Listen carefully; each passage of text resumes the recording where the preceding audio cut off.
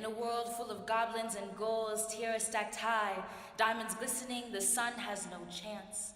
Plains that are long, full, green, filling up my vision to see, living in a fairy tale of words with perhaps as much destruction as the fairy tales once told to me. Whispered into my ears, tucked under the covers, the secrets of wishing that maybe this fairy tale would be able to reflect me like a mirror cast in the sea, all of my scars and scabs, the happiness and belonging my soul reached to.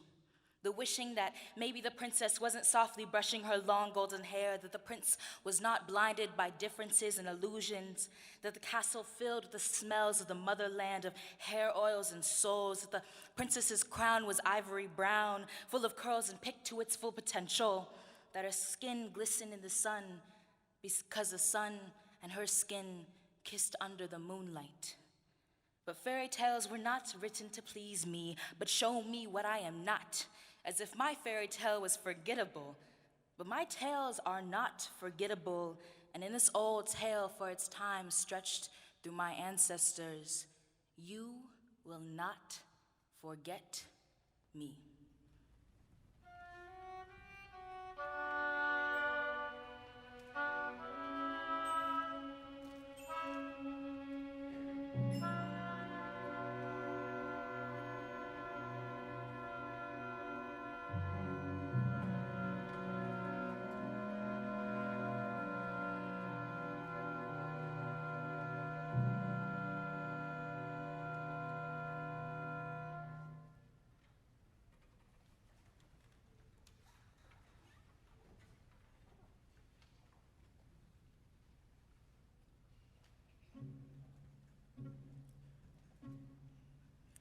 In my Cinderella story, the birds do not sing to me, but because I sing to them, but because they know of red wool string that understands the patterns of wind and has met the air and the sun, follows me, soaked with the blood of those before me out of pain and love.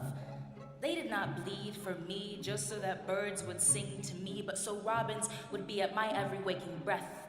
A bird perched in the protection of my crown rests its tired wings in the native curls of strength, singing songs to the follicles of my scalp, retelling the tales my ancestors whispered under hushes, and you hear the birds through Negro spiritual seeped into every gumbo pot, strung through every bouncing, flashy pink bead at the tail end of cornrows used to keep the bird's secret. See, me and the bird don't just sing to each other, we are each other, and I am strung to the mother of earth herself. She is my protector, and she knows, as my people do, that we cannot own her and we will not try to, as a white man does not understand. She is not for sale, for she sells to you. I know these natural destructions are a summonation of her vexation and her protection. She covers herself as I do with carnelian and tiger's eye. She runs ginger, lemon, and turmeric down her throat and bathes in the water full of fishes she will eat in honor of a life. I have been ripped.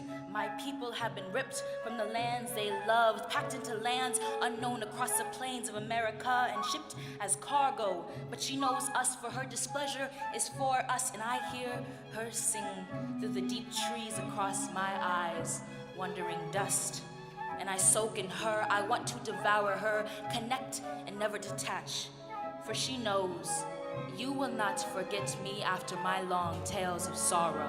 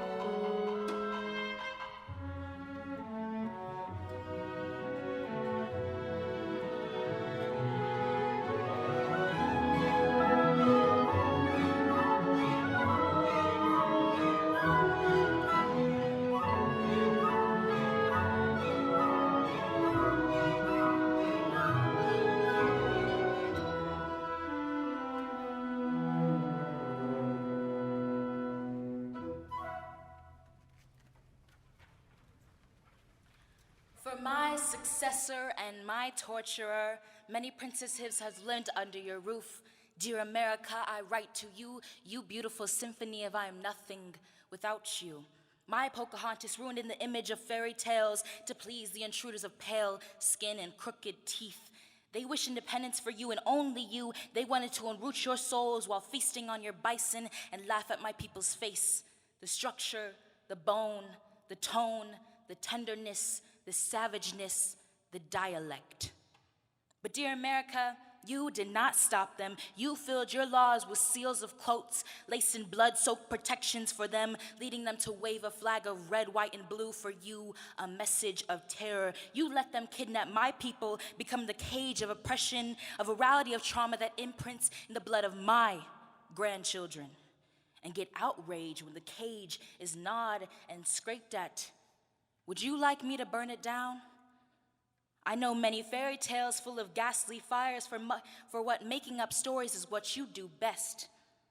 The fire of green villains who tangle their subjects in webs of lies, sprinkling fairy dust over open wounds never works, for dust is a retailer of congestion, and oh dear America, you are congested of mind, body, heart, and sky, open plains of shattered dreams.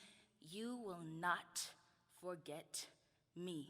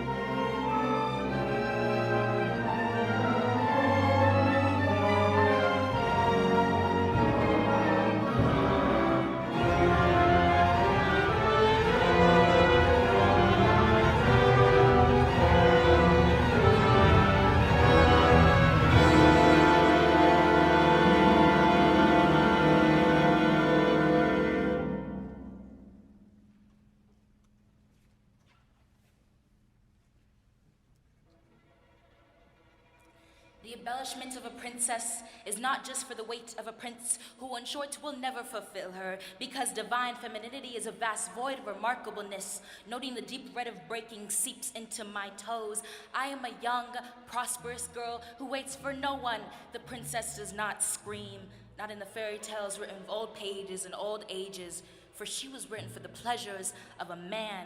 Arrogant, ego-driven princes suck her clean of skin and feast upon her, leaving white bones. Look down at disgust for the fact she cannot smile and leave her for dead. Unbothered by her scream, flosses her muscles out of his teeth with her hair.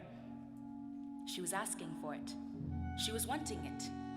Because a princess is nothing without her prince.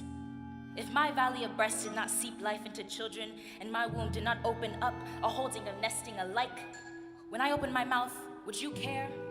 Or does my presence make your masculinity shiver? A princess should be submissive, quiet, and perfect. And if said princess does not have skin of porcelain white and produced in privilege and ignorance, made thin to slice bread for your pleasure, would you care? Or does my vomit of words make you mad because how dare she?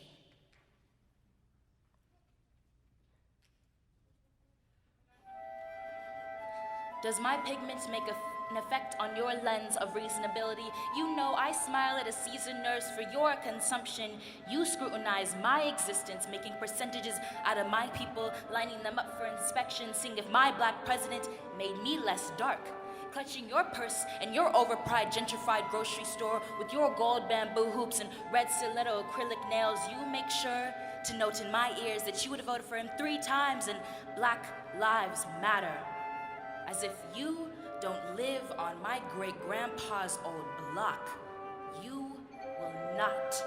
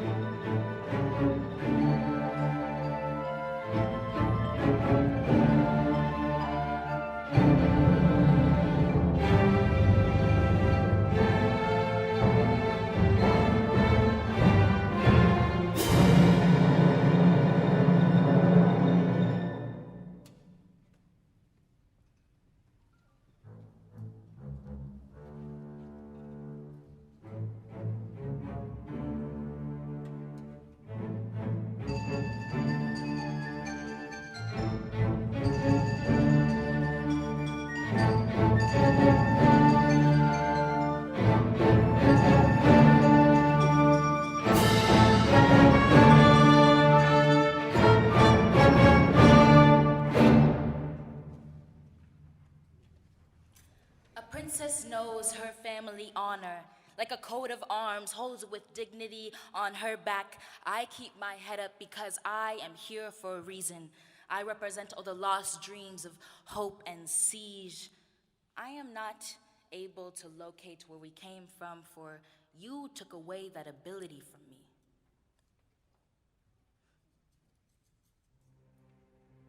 But still, I feed a want for liberation.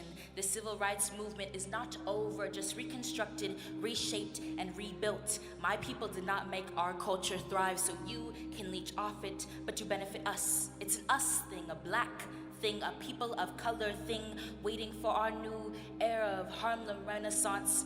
Oh, freedom, wait. We are almost there. Do not forget us, the forgotten souls. Our castles wait for us.